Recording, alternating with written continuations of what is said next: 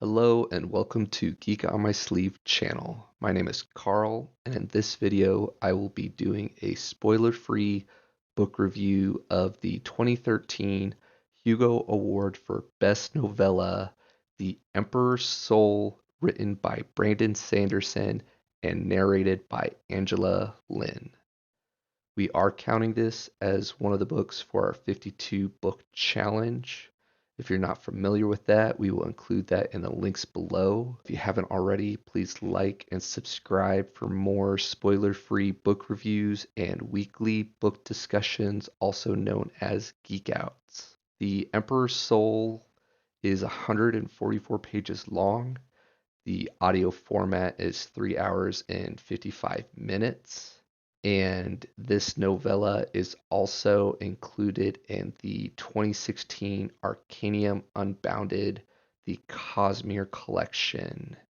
If you have experience with Brandon Sanderson's works, I also highly recommend picking that up. Emperor's Soul is a very short commitment compared to a lot of his other works. I still think that if you're willing to take the plunge, pick up Mistborn, which we hope to cover later on this channel. But if you're looking to get a taste of his writing style, his magic systems, which again are just incredible, The Emperor's Soul is a good introduction to Brandon Sanderson's work.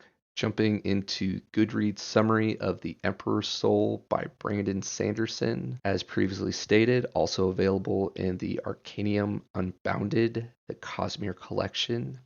A heretic thief is the Empire's only hope in this fascinating tale that inhabits the same world as the popular novel Elantris. Shay is a forger, a foreigner who can flawlessly copy and recreate any item by rewriting its history with skillful magic. Condemned to death after trying to steal the Emperor's scepter, she is given one opportunity to save herself. Though her skill as a forger is considered an abomination by her captors, Shay will attempt to create a new soul for the Emperor, who is almost dead. Probing deeply into his life, she discovers Emperor Ashavan's truest nature and the opportunity to exploit it. Her only possible ally is one who is truly loyal to the Emperor, but Counselor Gaytona must overcome his prejudices to understand that Shay's forgery is as much artistry as it is deception. Brimming with magic and political intrigue, this deftly woven fantasy delves into the essence of a living spirit. The Goodreads summary does a really good job capturing the essence of this book. And yeah, it asks a lot of those good philosophical questions that always draw me in. Huge Brandon Sanderson fan. If you spend any time on the Reddit, suggest me a book or anything like that, his name always comes up in the fantasy genre. His Mistborn collection is phenomenal. Stormlight Archive collection is phenomenal, but Brandon Sanderson is not for everyone.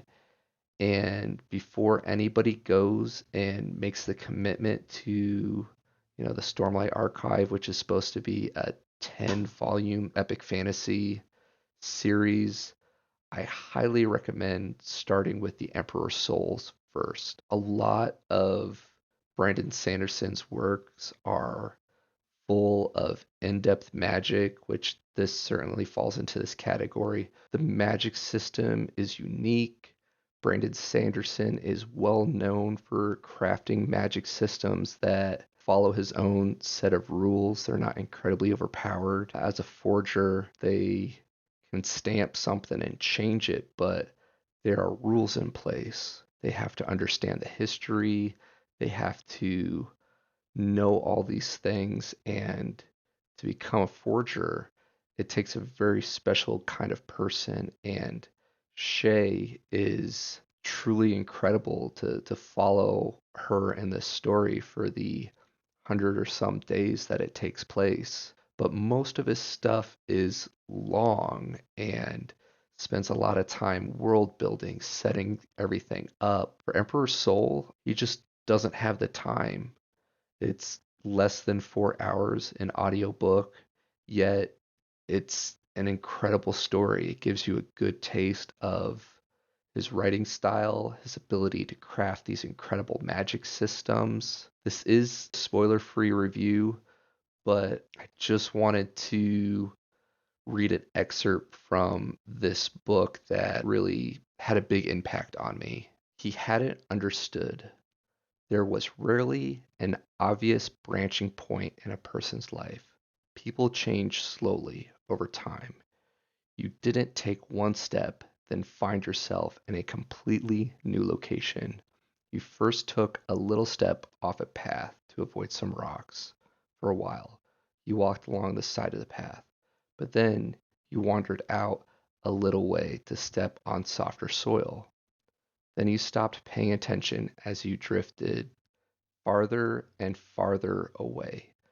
Finally, you found yourself in the wrong city, wondering why the signs on the roadway hadn't led you better. I feel that that little bit really kind of teases what this book explores. The magic system in this story is phenomenal. If you do the Arcanum Unbound, Brandon Sanderson goes and explains a bit of how he came up with this magic system.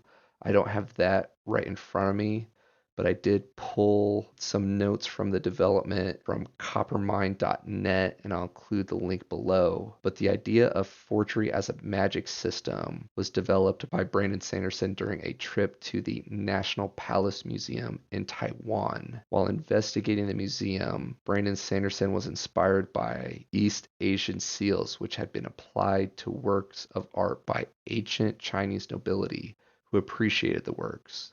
They would stamp the artwork with their personal seal to indicate their approval, sometimes covering the works of art with the stamps of various patrons. Direct quote from Brandon: "What a fascinating mindset.